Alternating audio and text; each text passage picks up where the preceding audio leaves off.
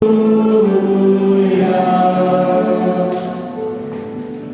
Ibu selamat pagi. Selamat pagi. Ya, kalau kebaktian jam 8 harusnya sudah sempat sarapan ya. Nah, hari ini kita dikasih tema apa? Siapkanlah minyak. Mau ngomongin harga minyak? Mau ngomongin minyak langka? Atau mau ngomongin apa nih enaknya nih? Ya Bapak Ibu, kalau kita dikasih tema siapkanlah minyakmu, hari ini saya bukan mau jualan ya, bukan mau menawarkan sesuatu, jadi jangan takut. Habis ini nggak dipungut apapun ya. Jangan takut bahwa habis ini saya mendorong Bapak Ibu untuk beli yang dengan merek ini, enggak. Karena hari ini kita bukan ngomongin minyak ya, ini hanya bahasa simbolis. Kita hari ini bicara soal bagaimana kita mempersiapkan diri untuk kedatangan Dia kedua kalinya sebagai seorang hakim yang adil yang akan memisahkan kita itu kambing apa kita itu domba, gitu ya. Nah, Bapak Ibu yang terkasih dalam Tuhan Yesus Kristus, kalau kita mencoba untuk mencermati hidup kita, maka tidak ada di antara kita yang tidak melakukan banyak persiapan di semua segi kehidupan kita. Contoh, mulai dari hal-hal yang sederhana. Bapak Ibu kalau mau tidur persiapannya apa? Mau tidur loh ini. Persiapannya apa? Sikat gigi kalau inget. Apalagi cuci kaki kalau nggak males, ya. Kalau udah terlanjur main handphone, udah lama-lama lulus, gitu ya. Lama-lama handphone ada di samping sampai lowbat, hati-hati dengan radiasi ya. Sampai besoknya udah nih nggak bisa dihubungin, udah mati handphonenya. Untuk sekedar mau tidur aja kita persiapan ya. Kalau mau ibadah persiapannya apa? Apa nggak persiapan mau kesini? Mandi. Ada yang belum mandi? Ketahuan baunya dari sini ya. Mandi, apalagi selain mandi, masa iya mandi doang? Dandan buat yang cewek, yang cowok dandan juga. Kalau dandan juga dipertanyakan loh, bener laki-laki apa enggak? Apalagi selain make up, kalau yang buat cewek, bapak-bapak apa dong? Jangan lupa bawa dompet atau siapin kirisnya gitu ya. Buat apa nih Pak? Oh, buat persembahan. Gak ada jajanan di depan habis ini. Apalagi Bapak Ibu? Buat ibadah. Yuk, jangan hanya cuma persiapan fisik ya, lahiriah, tapi juga persiapan batiniah. Hati-hati dengan hati ya, hati-hati dengan hati. Emang begini, karena kadang-kadang hati kita itu mau ke gereja jadi galau, mau ke gereja jadi gak mood gitu ya. Kan pikiran juga akan berpengaruh ke batin kita, ke rasa kita. Mau ke gereja bertengkar dulu, ada yang bertengkar dulu, ke gerejanya jadi gak sejahtera. Mau ke gereja jadi utang, waduh utang saya belum lunas juga, besok udah deadline, udah harus ditagih ya. Bapak Ibu, mungkin kita juga berangkat ke gereja dengan berbagai pergumulan. Yang namanya manusia hidup ya punya pergumulan ya. Kalau nggak mau punya pergumulan jadi mati aja. Ya memang kalau masih hidup ya punya pergumulan itu nggak apa-apa, itu wajar ya. Jangan mau hidup tapi nggak mau pergumulan, itu nggak bisa. Tapi bagaimana kita mengelola pergumulan itu supaya hati kita tetap tenang. Mau ibadah ya tenang, gitu ya. Kita siapkan betul bahwa kita motivasinya mau ibadah nih, mau diteguhkan betul-betul supaya setelah ibadah kita punya kekuatan yang baru untuk hadapi pergumulan kita, kan gitu ya. Itu ibadah. Apalagi yang butuh persiapan. Kalau anak-anak mau ujian persiapan enggak? Yang ujian anaknya yang semewah emaknya, gitu deh. Ya, persiapan. Karena ketika kita persiapan itu sebetulnya mau menunjukkan bahwa kita itu tanggung jawab. Nah Bapak Ibu, kita lihat lagi ya dalam setiap dimensi hidup kita, mulai dari hal-hal yang sederhana. Bahkan tadi dikatakan mau tidur aja kita itu siapin diri kita. Mau tidur sampai kita mau ke gereja, hal yang penting. Sampai ketika kita harus berhadapan dengan ujian. Semalam kondangan persiapannya. Ada yang semalam kondangan? Atau semalam atau kemarin hari 11 itu apa ya? Hari diskon sedunia. Udah siapin dompetnya? Ya, banyak diskon kemarin ya. Ya, kita siapin loh, siapin banget. Apalagi hari ini kita bicara soal kedatangan Kristus yang kedua. Untuk hal-hal duniawi saja kita persiapkan dengan baik. Kalau untuk kedatangan Kristus kita nggak siapin, itu namanya kebanggaan. Ironis jika seringkali kita hanya fokus untuk segala sesuatu yang kita kerjakan di dunia. Kita nggak mikirin masa depan. Kita nggak mikirin bagaimana kita mempersiapkan diri untuk Kristus. Bagaimana kita menjadi orang-orang yang bertanggung jawab atas hidup. Sehingga pada waktu penghakiman itu terjadi, kita dinyatakan sebagai anak-anak Tuhan. Kita betul dinyatakan sebagai domba. Bapak Ibu yang kasih dalam Tuhan Yesus Kristus, hari ini kalau kita mencoba untuk memperhatikan Matius pasal 25 ayat yang pertama sampai dengan yang 13, di sana ada perumpamaan tentang 10 gadis. 5 bodoh, 5 bijaksana. Kalau kita baca, mencoba berimajinasi tentang Matius 25, kita itu masuk yang mana? Yang bodoh apa yang bijaksana nih? Yang bodoh atau yang bijaksana Bapak Ibu? Yang benar. Bodoh atau bijaksana? Mungkin kita akan bilang maunya bijaksana, tapi kita coba tes ya dalam hidup nanti ya. Betul nggak kita itu bijaksana? Apa sih bedanya yang bodoh dengan yang bijaksana? Yang bodoh itu bawa pelita, betul ya? Dua-duanya bawa pelita ya. Mau bodoh mau bijaksana, dua-duanya kedua kelompok ini, 5 ini bawa pelita ya. Itu dulu. Bedanya apa? Kalau yang bodoh nggak bawa cadangan. Itu pelita ada minyaknya tuh, tapi nggak bawa cadangan minyak ya. Padahal udah dibilang mempelai laki-laki datanya kapan, nggak tahu. Nah tapi yang bijaksana apa? Bawa pelita, bawa minyak, bawa cadangan. Karena mereka sudah berpikir, oh karena nggak tahu nih kapan datangnya, jadi ya saya bawa cadangan. Alhasil keduanya memang hasilnya berbeda. Yang satu begitu dadakan, mempelainya datang mereka siap. Kalau yang bodoh begitu dadakan mereka lagi di warung. Begitu datang, yang bodoh ini ketinggalan, pintunya udah ketutup, udah nggak ada tuh masuk dalam sebuah ruangan, gitu ya. Enggak, telat, semuanya terlambat. Nah Bapak Ibu, hari ini tentu kalau ditanya mau yang bodoh atau yang bijaksana, pasti kita akan nyasar, kita akan tertuju, oh saya mau jadi yang bijaksana. Oleh karena itu setidaknya ada 3 hal yang kita harus lakukan ketika kita memilih berada di dalam kelompok yang bijaksana. Dalam kelompok orang-orang yang mau mempertimbangkan segala sesuatunya dengan baik, mempersiapkan dirinya dengan bertanggung jawab. Yang pertama, kita diminta berjaga-jaga berarti berbenah diri. Ya, ingat dulu bagian ini. Berjaga-jaga berarti apa Bapak Ibu? Berbenah diri. Mulai kapan? Mulai kapan? Nggak mulai dari dulu. Kok baru sekarang? Harusnya sih dari dulu. Enggak yang begitu Matius 25. Oh iya sekarang enggak. Harusnya sih ini udah dari kapan-kapan nih kita udah lakuin. Ya, karena tadi loh. Dunia ini nggak pasti. Tapi satu hal yang pasti adalah Kristus akan datang. Kapan gak ngerti, pokoknya datang aja.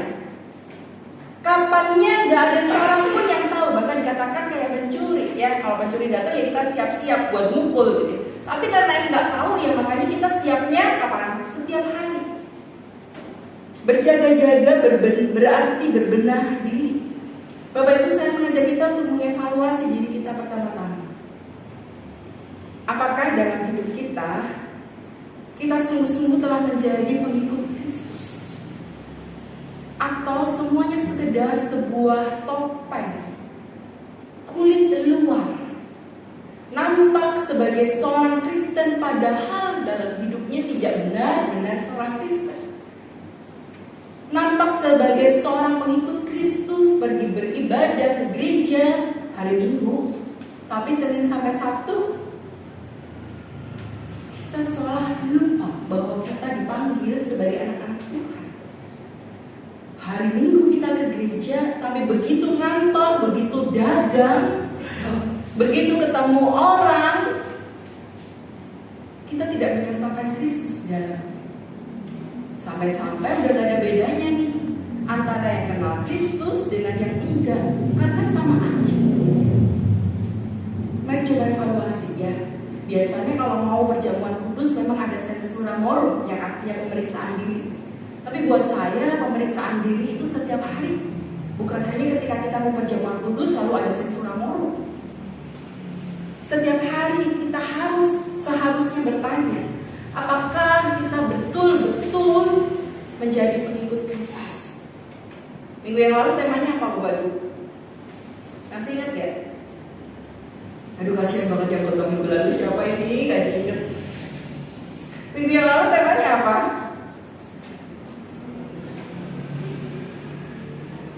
Ini udah kayak ujian mau masuk ke perguruan tinggi negeri nih. Integritas. Nah coba dari khotbah minggu lalu sampai hari ini udah seminggu berlalu, sudah dilakukan atau belum? Atau sekedar dengar ya, sekedar oh iya integritas itu iya begitu ya. Integritas itu apa?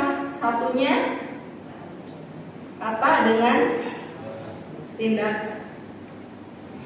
Kalau kita mau jadi kelompok yang bijaksana, sudah seharusnya betul bahwa kita mengevaluasi diri kita. Berani untuk benar-benar menyatakan bahwa kita itu murid Kristus. Bahkan berani untuk berkata tidak kalau memang kita tahu memang Tuhan gak suka. Itu integritas khotbah minggu lalu. Kalau enggak, ya enggak. Kalau iya, berkatalah iya. Dan ini juga bagian dari poin pertama. Berjaga-jaga berarti berbenah diri, mengevaluasi diri kita sedemikian rupa, berani untuk mencoba menilai. Bapak itu kalau disuruh nilai diri sendiri, kasih nilai berapa?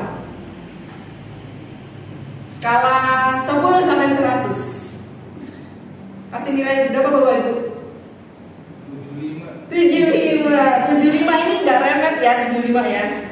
Kalau di penabur ini remet gak sih? Enggak, 75 itu mepet. Mau mepet-mepet aja.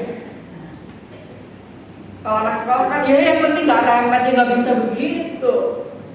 Kalau ujian itu harusnya targetnya paling tinggi gitu ya. Jangan yang penting gak remet. Ya 74, jangan 74 ya 75 pas. Udah. Pasnya pasnya piro. 75. Naikin ya. Minggu depan lagi 80 ya. Kalau orang ujian itu jangan mepet remedial. Bapak Ibu terkasih dalam Tuhan Yesus Kristus, itu poin yang pertama, mengevaluasi diri. Berani untuk mengatakan siapa saya sebetulnya dan apa yang sudah saya lakukan. Berapa nilai hidup dalam diri saya. Bagian yang kedua, kita diminta bahwa ketika kita mempersiapkan diri sebetulnya ini menjadi bukti cinta dan kesetiaan kita kepada Kristus. Coba kalau presiden mau datang, nyiapinnya pasti heboh banget, ya. Kenapa?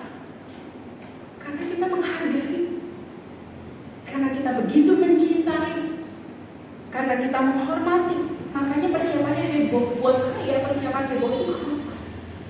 Itu tanda bukti, itu bukti cinta, itu bukti kesetiaan kita. Kalau kita mau datang atau pulang kampung, bentar lagi ya, Lebaran gitu ya, atau nanti Natalan, persiapannya apa? Waduh, bawanya udah 3 kilo di kanan, 4 kilo di kiri gitu ya. Bawaannya udah heboh bener. Buat saya apa? Kenapa sampai saya heboh itu? rencana pulang kampung? Ada yang mau ikut saya ke Solo? Beli tiket sendiri ya. Kenapa seheboh itu? Karena cinta. Imlek biasanya saya akan datang ke Solo gitu ya. Bawa ini, bawa itu. Kenapa sih? Ya karena saya cinta sama orang tua saya. Karena saya menghormati mereka, saya menghargai mereka. Makin mempersiapkan diri dengan baik, itu mau menunjukkan betapa kita mencintai. Sama Kristus juga demikian. Semakin kita mempersiapkan diri kita dengan sangat baik, itu akan menunjukkan betapa kita mencintai Dia dengan sungguh-sungguh. Betapa cinta kita itu gak kaleng-kaleng. Betapa cinta kita itu bukan cinta yang palsu, tapi murni, pure, tulus. Dengan apapun yang masih kita bisa kerjakan, kita akan kerjakan, kita akan kasih. Kita akan persiapkan diri dengan baik. Masih ingat zaman pacaran nggak Bapak Ibu? Zaman pacaran tuh kalau kata ahli pernikahan tuh harus selalu gini ya. Zaman pacaran dulu apa yang dipersiapkan? Pakai parfum. Sekarang pakai apa? Minyak coklat. Dari parfum ke minyak coklat. Dari parfum ke balsem. Ya gak apa-apa juga ya. Tapi coba lihat lagi. Betapa dulu kalau kita pacaran ya seheboh itu. Ya gak apa-apa. Buat saya gak apa-apa ya. Anak-anak muda yang masih ngerasain pacaran, punya cinta pertama, seheboh itu gak apa-apa. Karena buat saya itu mau menunjukkan bukti cinta kita kepada Kristus. Hebohnya apa sih? Persiapannya seheboh apa kalau kita bilang bahwa kita cinta Kristus? Tadi mulai dari ke gereja, lahir batin disiapin.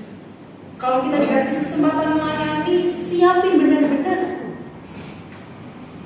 Kalau dikasih kesempatan jadi penatua, jadi aktivis, layani dengan sungguh-sungguh. Itu bukti cinta kita. Gak usah jadi aktivis, gak usah jadi penatua. Kalau ke gereja, ya beribadahlah dengan sungguh-sungguh. Itu bukti cinta. Pol-polan sama Tuhan ya. Kalau sama Tuhan itu jangan setengah-setengah, apalagi cuma 1/4 dan 3/4. Kalau sama Tuhan itu mesti pol-polan. Gak bisa kita setengah-setengah. Bagian ketiga diminta kepada kita, selagi kesempatan itu masih ada pada kita, maka ambil kesempatan itu dan layani Tuhan. Ingat garis bodoh, pintu sudah tertutup, tidak ada lagi kesempatan bagi mereka karena semuanya sudah terlambat. Apakah betul kita mau seperti garis-garis bodoh ini? Yang ketika kita mau melayani, Tuhan udah bilang, udah telat. Ketika kita mau menyerahkan diri kita, Tuhan bilang, tutup. Jadi selagi kesempatan itu datang, mari pergunakan dengan sebaik mungkin. Saya nggak tahu nih, kayak Bang Besar lagi musim pencarian penatua nggak nih? Lagi musim nggak? Mulai. Siap-siap ya, siap-siap ditolak maksudnya. Gunung Sahari sedang banyak yang nolak dengan berbagai alasan. Dari tahun ke tahun begini, ya. Bapak Ibu, saya sedih sih sebetulnya dari tahun situasinya begini, ya. Dengan berbagai alasan, saya tahu kita semua sibuk. Emang ada yang mau dibilang pengangguran? Nggak ada kan? Semua orang sibuk, semua orang punya aktivitasnya masing-masing, semua orang punya pergumulannya masing-masing. Jadi saya nggak mau kalaupun Bapak Ibu tidak bersedia jadi penatua, jangan bilang oh saya sibuk. Karena kalau Bapak Ibu bilang begitu, berarti Bapak Ibu memandang bahwa yang jadi penatua adalah orang-orang nganggur. Gak mau loh mereka bilang begitu, ya kan Bu? Gak mau. Jangan begitu. Kalau memang gak mau jadi penatua, berikan alasan yang dapat dipertanggungjawabkan. Jangan bilang saya sibuk, karena semua orang sibuk. Ya, Dan gak ada satu di antara kita yang mau nganggur, yang bengong aja, gak ada aktivitas, gak ada. Jadi penatua bukan karena nganggur, tapi karena memang memahami sebuah panggilan dari Tuhan. Jadi selagi kesempatan itu ada, ambil.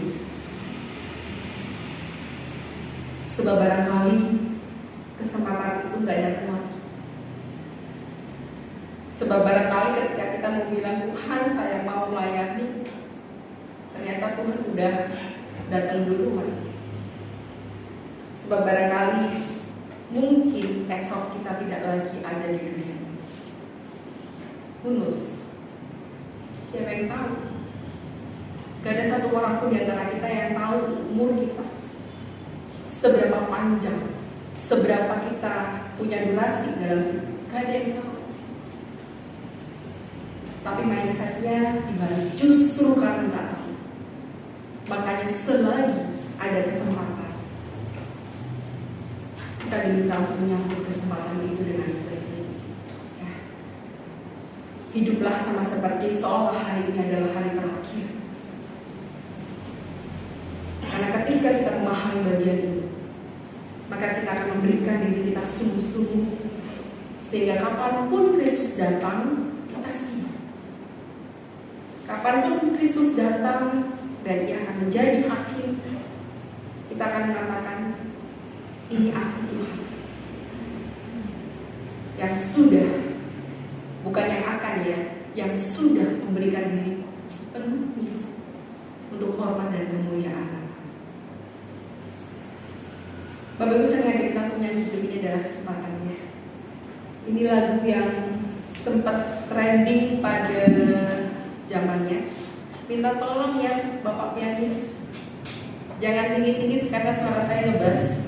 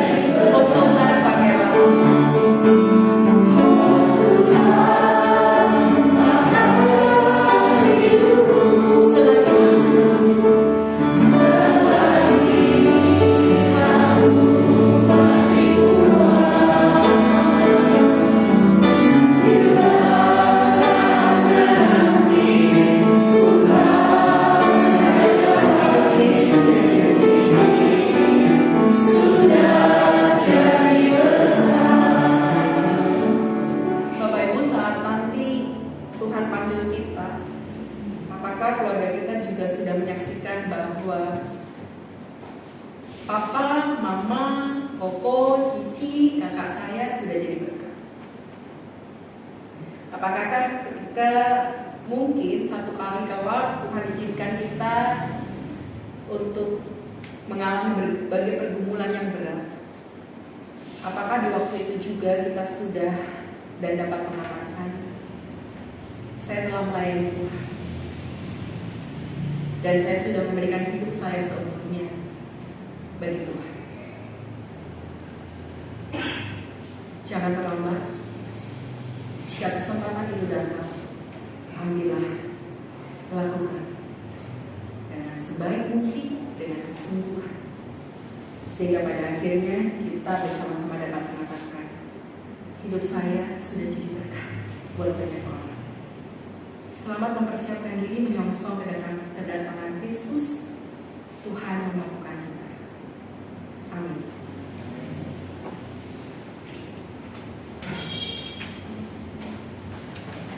Thank you.